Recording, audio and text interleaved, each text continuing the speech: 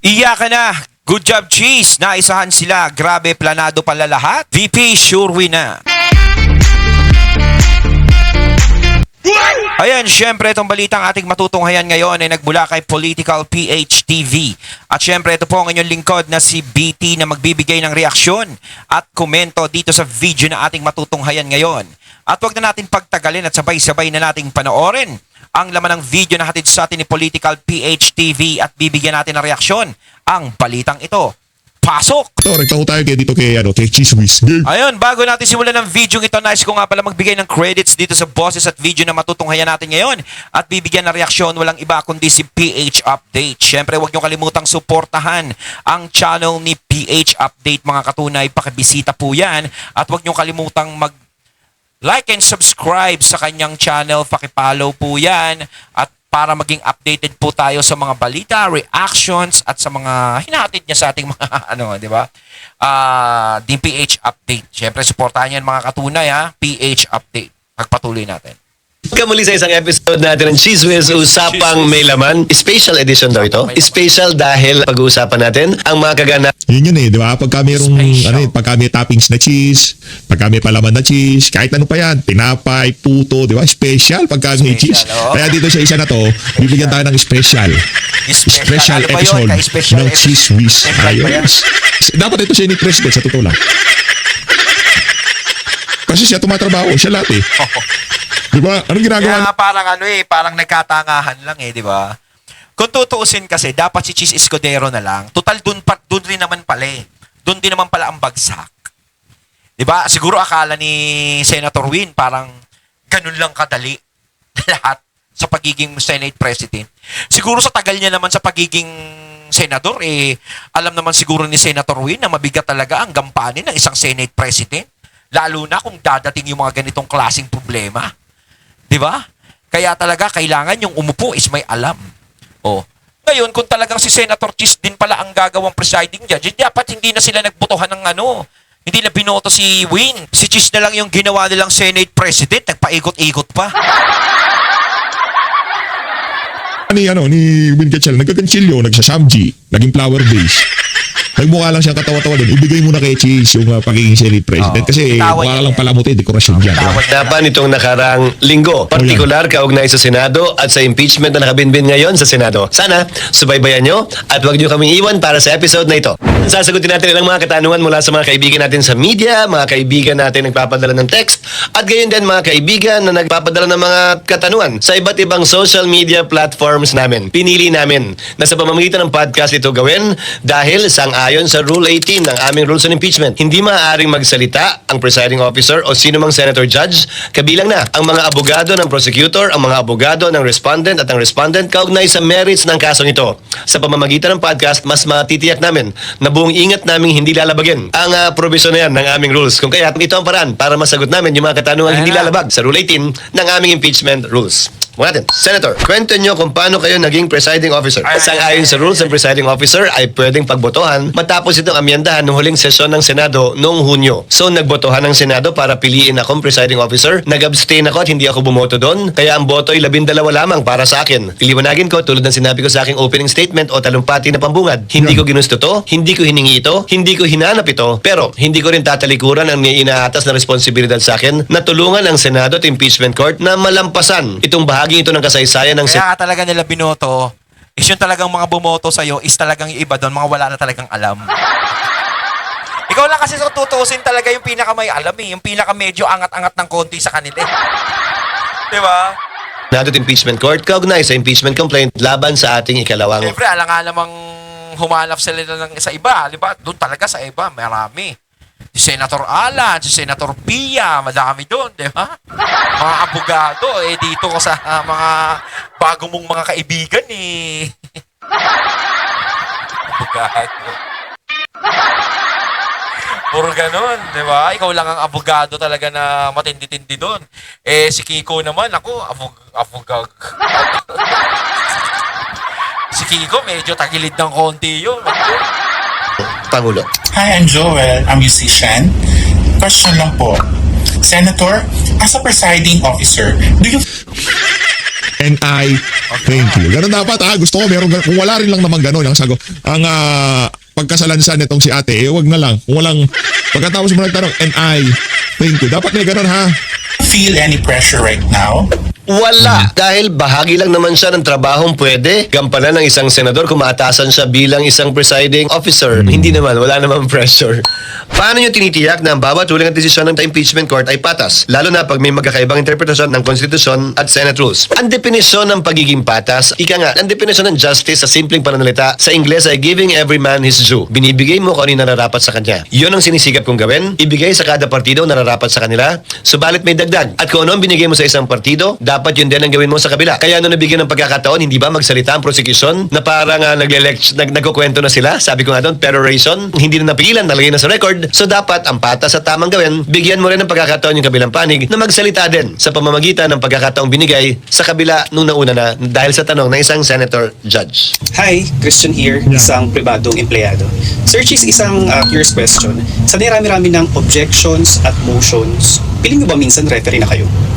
Yun naman talaga ang trabaho ng isang presiding officer o judge. Mag-referee sa pagitan ng abogado ng mga partido para matiyak napapangalagaan ang karapatan ng magkabilang panig. Nagsalita si Senator Pam na sana wag masyadong technical para makasagot yung testigo ng diretso. Nagsalita din si Senator Pia. Sabi may rules tayo, may dahilan kung bakit may rules tayo. Yun ang binabalanse, pilit kong binabalanse sa mga pagpapasyang ginagawa ko bilang presiding officer. Na matitiyak ko na kung ano man ang pagtratong binigay ko sa prosecution, yun din ang pagtratong dapat ibigay sa respondent upang pantay na pagkakataon ng binigay mo para ipresenta nila yung kanilang ebidensya at yung kasong gusto nilang mapanood at makita ng ating mga kababayan. Ano ang tugon nyo sa mga punas ng minority at sa petisyon na kumakwestiyon sa legalidad ng pagiging presiding officer mo sa trial? Karapatan po nila yan at mas maganda ngang iakyat nila sa Korte Suprema upang mapagpasahan ng may buong linaw para sa hindi malayong hinaharap o sa hinaharap kung mangyari man ito muli. May gabay na tayo kung pwede nga ba o hindi yan at hindi na natin pag-aawayan pang muli ito.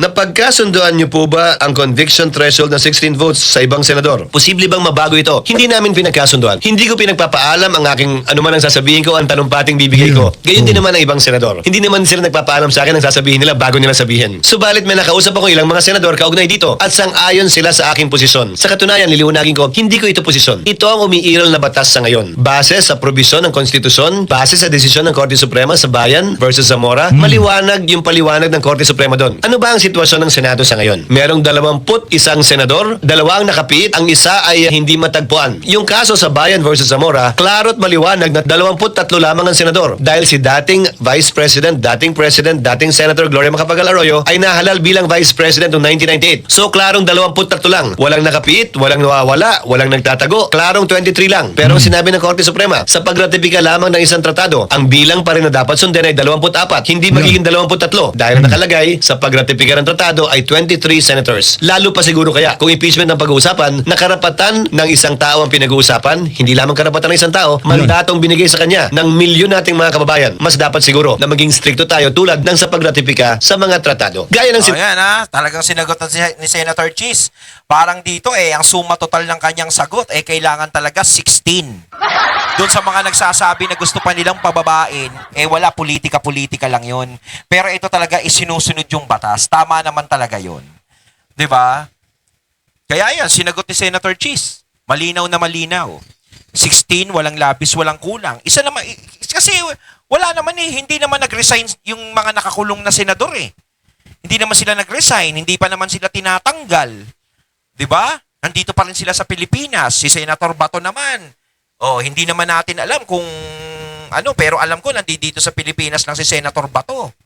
Kumbaga senador pa rin siya, hindi pa naman siya tinatanggal, hindi pa naman siya hindi pa rin siya nagre-resign. Parang si Lacson lang 'yan, 'di ba? Nung nagtago nun, hindi pa rin siya nagre-resign, senador pa rin naman siya. Si Dilima nung nakulong, hindi naman siya nagre-resign, senador pa rin siya. So kasama pa rin siya sa bilang.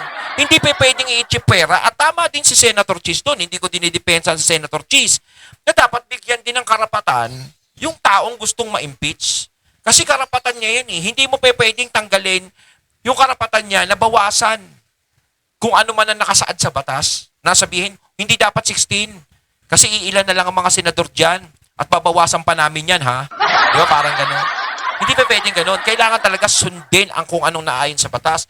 Ang problema kasi doon sa mga tao na gustong ma-impeach si BP Sara, nasanay sila sa bendalo. So, ibig sabihin, may mga senador pa pala na pumabor sa kanyang sinabi kay Senator Cheese na 16 kung 16. O, tama naman yun. Sumunod kayo sa batas. Yung sinasabi natin na maging patas kayo. Kasi once na sinabi nila na hindi dapat pababain natin yan, alam na natin yun. Alam na natin yun kung bakit gusto nilang mangyari yun. Diba? Hindi naman tayo mga tanga eh. Sinabi ko, ito ang kasalukuyang batas na umiral. Naalala ko yung aking professor sa Constitutional Law, the late former Professor Perfecto Fernandez. Sabi niya sa amin, when the trial court makes a mistake, it is appealable to the Court of Appeals. When the Court of Appeals makes a mistake, it is appealable to the Supreme Court. If the Supreme Court makes a mistake, it becomes part of the law of the land. Ito ang umiiral pong desisyon ng Korte Suprema, sang-ayon man po tayo o hindi. Kaya nga sinabi ko, kung sino man ang hindi sang-ayon sa posisyong ito, hindi lamang ng presiding officer, pati na rin ng impeachment court. Dahil wala namang umapila o naghahanap ng rekonsiderasyon sa aking pasya at sinabi, may pagkakataon silang iakyat ito sa Korte Suprema dahil justiciable controversy na ito. Depende siyempre sa pagpapasa ng Korte Suprema din, sa palagay ko ay pwede nang iakyat at hinug ito. Bakit ko sinasabi ito? Ang impeachment process ay highly political. Klaro naman po, hindi ba? Na may magkabilang panig na magkaiba ang sinusulong. Pabor o kontra man sa impeachment, pabor o kontra man sa nasasakdal. Hindi ba dapat lamang na kapag natapos ang impeachment, tapos na rin ang gulo, away at bangayan? Impeachment ang proseso para tumuldok. Ang tanong nga dyan, Senator Cheese, kung matatapos yung gulo, bangayan. Halimbawa, si BP Sara, no? Is manalo sa impeachment. Hindi siya ma-impeach. Sa tingin ba natin matatapos yung bangayan, awayan? Para sa akin, hindi eh. Kung politika ang pinag-uusapan dito, kung kahayukan sa politika, napakalabong matapos yan. Kay VP Sara siguro matatapos yan. Ibig sabihin wala na, tapos na. Parang okay na. Hindi na ako na-impeach, so tumigil na kayo. Pero yung mga taong naghahabol sa posisyon, natatakbuhan ni BP Sara at gusto rin nilang tumakbo sa posisyon na yon. At alam nila na si BP Sara ay magiging tinik sa lalamunan nila pagdating ng araw. Sa tingin nyo ba, ititigil yung mga yon once na matapos tong impeachment na to? Para sa akin, hindi titigil yan. Magdidiri-diretso pa yan. Hanggat hindi nananalo, halimbawa si BP Sara, hanggat hindi nananalong presidente yan, hindi titigil yan. 'Di ba? Kasi yun naman talaga ang pinaka-main course, pinaka-main purpose kung bakit talaga gustong ma-impeach si Sara Duterte. Ang hindi makatakbo si Sara Duterte sa 2028. Dito sa prosesong ito. Ang pangit naman at ang lungkot, kung matapos namin magdesisyon na may 14 o 15 boto, dun pa lamang mag-aaway-away uli. Ay convicted, ay acquitted, dahil magkaiba sila ng pananaw. Sana kung sakasakali, mapagpasahan ito ng Korte Suprema kung may aakyat man sa Korte Suprema, bago pa man magkaroon ng pinal na kapasahan ng Senado. Para hindi na tayo magsimula muli sa pinagsimula natin na may gulo, may away, at may bangayan. Sana ito impeachment process, sino man ang manalo, sino man ang magwagi. Maging tuldok na, kaugnay sa bangayan, away, hindi pagkakaunawaan, at mga akusasyon laban kanino man, upang ito'y Sa mapaliwanag. Senado, tigil na rin yung awayan dyan eh. Tingin ba natin, titigil din yung mga bangayan dyan? Mabigyang linaw, at makita rin ng ating mga kababayan. Hi, Sen! I'm Chelsea. Close, ganun close. Pamira naman, kung makahaisen ka. Huwag naman kayo masyado magpahalata na magkakakilala kayo. Tanong mo lang kay Sen. And I'm a student. Sana all may contact kay Sen. Sana. And curious lang po ako, mainit po ba yung suot niyo na robe? Actually, mainit doon. Pinalakasan ko yung aircon ilang beses na dahil makapal Pati yung sinusuot na robe, tinanong. Natural, mainit yun. Haba-haba. yung robe na nakuha. Itong impeachment robe na ito, binili pa ito para sa nakarang impeachment ng 2025. Senate President pa ako nung in-order namin yung mga robe na yan. Konting dagdag na lang para dun sa mga bagong senador na pumasok ng 2025 na hindi bahagi ng nakaraang kongreso ang binili ng Senado para sa mga impeachment senator judges. Anong klaseng mga tanong po ang pwedeng itanong ng mga senador na pinapayagan ng rules? Ano ang ipinaalala niyo sa kanila? Hindi ko kinausap ang bawat senador kaugnay sa pwede o hindi nila pwedeng tanungin. Hindi naman yata tama yun. Hindi naman ako primus inter pares o una sa magkakaparehas. Pare-pareho kaming senator judge, nagkataon lamang na nagpe-preside ako, pero hindi para sa akin diktahan kung anong pwede at hindi nila pwedeng tanungin. Subalit, kapag ka ito ay medyo tumatawid na sa pwede at hindi pwede, pwede lamang ako magpaalala na sana hanggat maaari iwasan yun. Sa ilalim kasi ng korte, ng impeachment court man o regular na korte, ang ebidensya ay dapat pinepresenta sa pamamagitan ng mga testigo, hindi sa pamamagitan ng mga abogado. Yung mga fact at yung mga law dapat ipalabas sa pamamagitan ng testigo, hindi sa pamamagitan ng argumento ng ang abogado. Pero hindi ko pa rin pwedeng pigilan yung tanong, pero pwede kong pigilan yung abogadong sumagot kung ito'y lalabag dun sa pamantayan at panuntunan na yon. Sa mga nagdaang impeachment trials, nagkaroon din ba ng limitasyon o demarcation sa pagtatanong ng senator judges? Kung maalala ko, meron din. Pero hindi pinigilan yung mga senador talaga, pinaalalahanan lamang sila dahil may buong laya. Pero itong si Chis, ano yan, big time na yan, si Chis Escudero. Sobrang yaman ho ni Chis Escudero. Ano lang, simple lang yan, pero big time ho si Chis Escudero. Ang bawat senator judge, tulad lamang ng presiding officer na may buong laya magtanong. Talagang ano siya, may abilidad naman talaga siya, no? Sa ganyan. Sa pagiging presiding officer niya is talagang parang ano talaga, medyo fit talaga sa kanya, no? Okay talaga. Kasi kung tutuusin, kung iba siguro ang magiging ano diyan, si Win ang judgean, hindi ko alam kung ano paanong execution ang gagawin ni Win diyan eh. So, paano yung gagawin niya? 'Di ba? Kung siya ang naging ano sa impeachment, hindi ko rin alam kung iba pa. Pwede nating pagtiyagaan kahit papaano. Hangga't nakikita naman natin na maayos naman yung pag-execute niya bilang ano, presiding is okay lang. No, wag lang yung medyo nag-aalangan na, 'di ba? 'Yun ang problema diyan eh. Pero kahit papaano, syempre, lagi natin nadidinig sa ating mga kababayan na wag kayo masyado magtiwala diyan. No? Wag naman tayo magbigay talaga ng 100% na tiwala. Basta nakikita lang natin na maayos naman yung nagiging takbo ng impeachment. No? Is wala namang problema. Na ipukol kung ano man ang katanungan nila sa abogado man o sa testigo. Pantay-pantay po lamang kami at tigi-tigi sa kaming boto pagdating sa pagpapasya kung i-convict o i-acquit ang nasasakdal. Pagpapaalala lamang po ang pwede kong gawin at hindi pagbabawal sa tanong na pwedeng ipukol ng sinumang senator judge. Pinakamalupit po kasi dito mga kababayan. Kumbaga, ika nga pagka na-acquit si BP Sara dito, wala na, automatic presidente na siya. Ngayon, pagka na-convict siya dito, lahat ng boboto para ma-convict siya, markado ko yung lahat na yan. Lahat sila. Lalo na yung mga tatakbo, yung mga re-electionist dyan, o yung mga re-electionist dyan, kaway-kaway naman. Kasi talagang delikado yan sa mga re-electionist. Sa 2028, di ba, kung magkakaroon ng eleksyon, syempre talagang markado. Sigurado yan. At kung ikaw, matalino kang tao, mag-iisip ka eh. Ano kaya ang kahihinatnan ko once na ako ay bumoto ng impeach BP Sara? 'Di ba? Yung iba kasi diyan parang wala nang pakialam. Yung mga congressman naman kasi wala nang pakialam yan eh. Siyempre, distrito lang naman yan. Hindi katulad kapag ikaw, senador ka, tatakbo ka uli sa susunod na eleksyon eh. Buong Pilipinas ang boboto sa'yo. Kung Luzon, papabor sa'yo, pero yung Visayas at Mindanao, laglag ka, wala. Wala ring mangyayari. So, kailangan maging goods ang tingin sa'yo mula Luzon, Visayas hanggang Mindanao. Ganun kahirap ang pagiging senador. Diba? Kaya sa tingin nyo ba, hindi mag-iisip yung mga yan ng maayos? Tingin ko. Kasi kung hindi mag-iisip ng maayos yan, ibig sabihin, I smell something fishy. Kasi masyado silang tiwala sa sarili niya na kapag ginawa namin to, na alam naman nila na napakahina ng ebidensya, wala ka kwenta-kwenta, ganito, ganyan, parang political lang tong impeachment kay BP Sara, is alam nila yung magiging impact sa kanila niyan pagdating ng araw. Baka maging karma pa nila yan. Kaya talagang dapat pinag-iisipan nila yan. Lalong-lalo na kung mahalaga sa kanila yung political career nila, yung ayaw nilang sayangin. Di ba? Yung ibang congressman naman kasi na gusto mag-impeach kay BP Sara, siguro nagtiwala sa mga sarili nila. Bakit naman kami? Kalabang kami ni Sara Duterte. Pero nanalo pa rin kaming congressman. Diba? May mga natalong congressman na kalaban ng mga Duterte. May mga nanalong congressman naman na kalaban din ng mga Duterte na nagpatuloy pa rin sa pagiging congressman ngayon. Syempre, uulitin ko, distrito lang yan. Syempre, sakop nila yan eh. Minsan nga, baka pwede pa nilang makontrol yan. Pero yung pagiging senador talaga, hindi mo makokontrol yan. Dahil buong Pilipinas yan. Buong Pilipinas ang magdidesisyon sa kapalaran mo kung makakabalik ka uli sa posisyon sa Senado o magiging senador ka. Ganun yan eh. Mula kay Risa Hontiveros, Ping Lacson, Tuta Soto, lahat sila markado na. Kaya dito sa isa na to, napakaingat ho nila. Nakita niyo mga galaw nila, ayaw ni. Pero iba talaga masyado silang masyado silang nagpapahalata na sa tanungan pa lang napakaano na ho nila, nga partisan na, di ba? Nasa partido na sila ng mga taga-prosecution. Mula kay Risa Hontiveros, kay Tuta Soto, Ping Lacson, Boytago, di ba?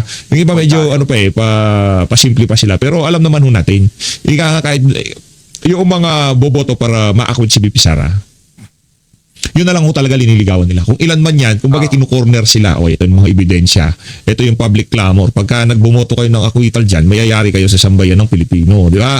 Talagang dito kay Joel Villanueva, yung kaso mo, walang yaka, yung kaso mo, talaga naman, mayayari ka. Maano natin yan, mapapast-track yan sigurado. Wala na Para kayong dito sa kaso magkapatid na Villar, yun ho, ini-aim nila ngayon eh. Yan ho ang minamataan Sila nila, yung dalawang magkapatid na Villar na yan. Kaya naman, abangan ho natin at iparamdam ho natin dito sa mga Pero para sa akin, parang depende yan. Depende sa magiging senyas ni Manny Villar yan. Kung talagang si Manny Villar, talagang palaban pa rin at diretso pa rin, talagang straight pa rin, is wala. Dun sa mga Villar, sa dalawang magkapatid, is kampante tayo dyan. senador na to, na ika nga kahit ano pang paninira kay VP Sara, ang pulso ng sambayan ng Pilipino, finish na. Si VP Sara ang ating presidente sa 2028. Kasi kahit gusto kong maniwala sa prosecution, ang nakakita ko nakasalang doon, sila din yung mga nakasalang, yung ang bastos kay dating Pangulong Rodrigo Duterte, sila din yung nasa TRICOM, Tama. sila din nasa yung Justice Committee, di ba? Tama. Parang sabi ko, paano papaniwalaan itong mga Tama. tao Kahit na naman to? ako eh. Di ba? Sila din yun eh. Sila Yes. din yung walang habas na nanakot ng mga witness, walang habas na ika nga talagang mag-contempt dyan sa House of Representative. Di ba? Sila din yung gumawa ng budget. Sila din nag-usap-usap sa mga programa ko. Paano mo pagkakatiwalaan yung mga yan? Ngayon, kung sino yung mga individual, let's say, kung sino yung mga kasama ng sumalansan sa budget natin, sa 23, 24, 25 national budget, sila din ho, behind the scene, ang nasa likod nitong impeachment trial. Wala pa rin Sila yung nabago. nagnakaw eh. Ngayon gusto nila maniwala ang sambayan ng Pilipino dito sa mga tao na to na gusto ma-impeach si VP Sara. Ang masama niyan, ginagamit pa nila yung sambayan ng Pilipino sa mga katarantaduhan nila. Paano yun? Kaya, sabihin nyo na yung gusto nyo sabihin. Kahit anong ilatag nila dyan, hindi ko tayo maniniwala dyan. Sila din yun. Yung mga nagnakaw sa flood control, sila din ang nasa likod ng impeachment na yan. Ayon, at ating natunghayan ng video na nagbula kay Political PH TV at syempre, natunghayan natin ng boses at video na binigyan natin ng reaksyon na nagbula kay PH Update at syempre, si Senator Cheese. Ayan ha. Kayo mga katunay, ano masasabi nyo tungkol dito? Comment lang po kayo sa comment box. So once again, I'm BT and I'm out. Peace.